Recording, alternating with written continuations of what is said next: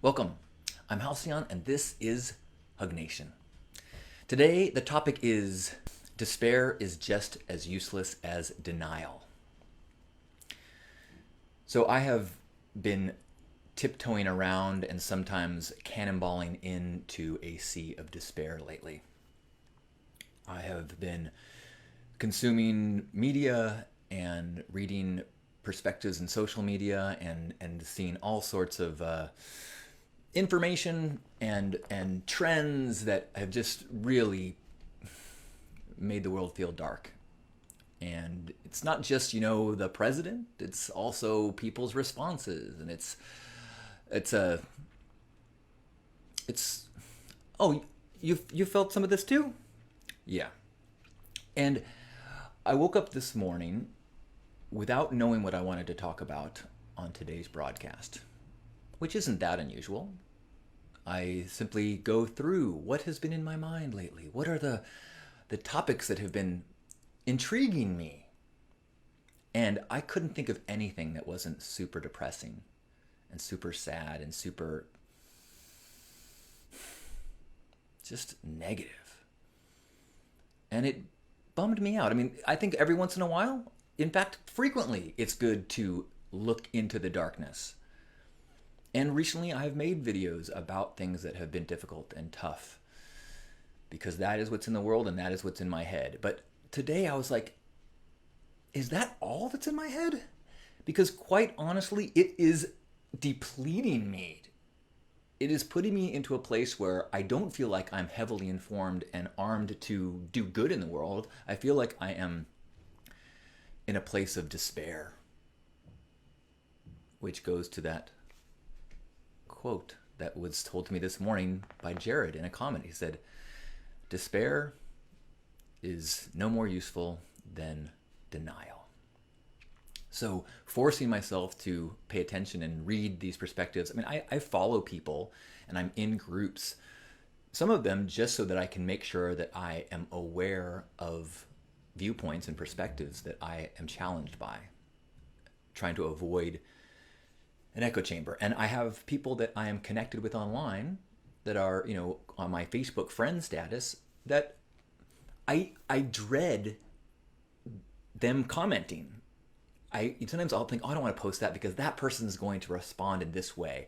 And I feel a responsibility to look at those dark things and to face those comments that are upsetting and confronting. And with a restricted diet of that is important and is necessary to be a participant in the world. But when it's to a point of despair, it no longer is functioning in the way that it should be or could be. Now, that is my particular experience and my diet with this stuff. I think that there are others who find the fuel not pushing them to despair, but pushing them to anger and action and energy. And so I have been resistant to even try to get happy. So a friend of mine a couple weeks ago sent me a link to a TED talk by Steven Pinker about all this data that shows why the world is actually getting better. And I didn't watch it. I, for some reason, did not want to turn my mind around. I didn't want to be positive. I felt like the despair was part of being responsible. But as I've felt my energy go down and felt a hopelessness, I didn't quite understand how it was so negative to me until I watched this video. And he talks about how there is this very concept and how there feels like some people feel like there's a responsibility to be pessimistic because that motivates you to make the world a better place. And he said, well, that's not always the case, especially if you get to a place of hopelessness and despair, because then you go, what's the point? If you think the world is going to be destroyed, then why try to save the environment? If you think that there's nothing that you can do politically to make things better, why vote? Why care? Why try to make things any better? And that's exactly what I was slipping into. And so for Jared to remind me this morning that despair is no more useful than denial really kind of helped me recognize that I need to really work on a healthier diet and practice what I preach of focusing on good when I can, focusing on spreading light when I can, and not feeling like it is irresponsible to look away from the darkness.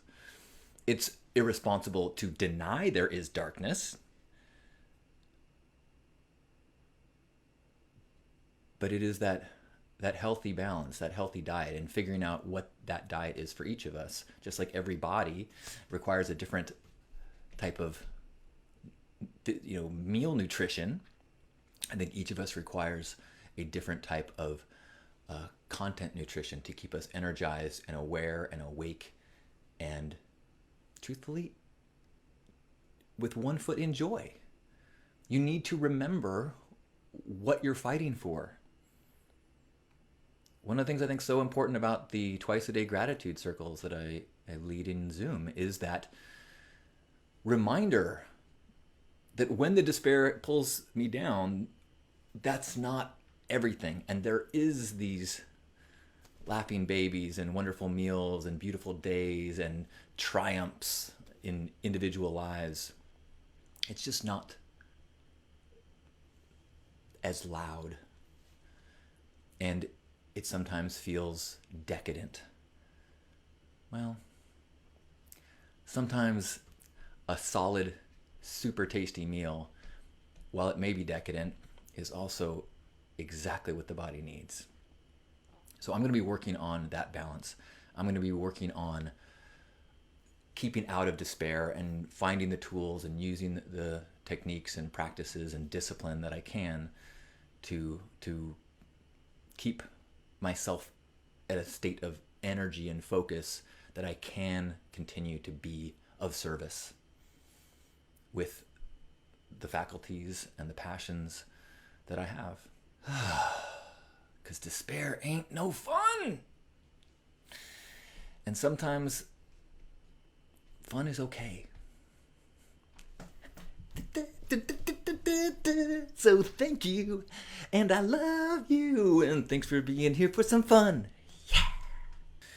We will end this with a hug. So wherever you are,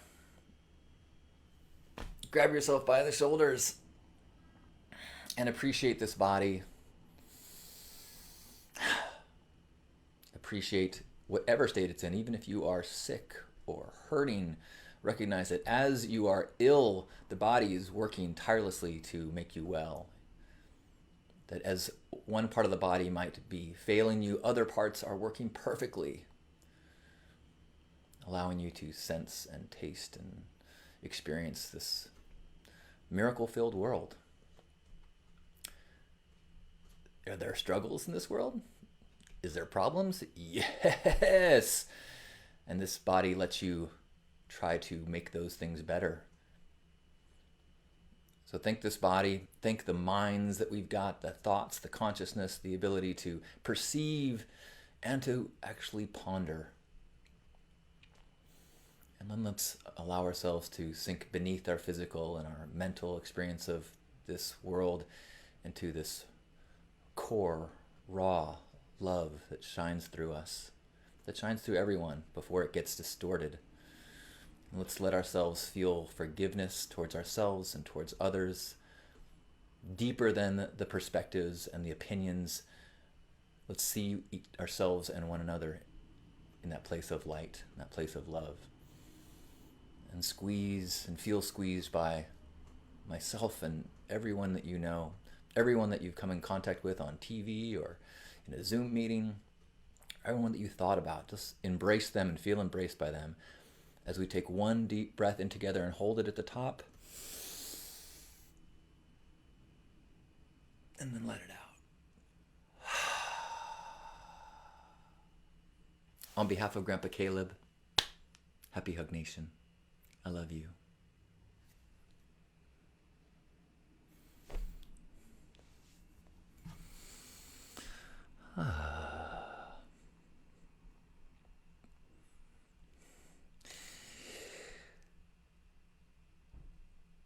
Thanks everyone for being here live. It is such a pleasure.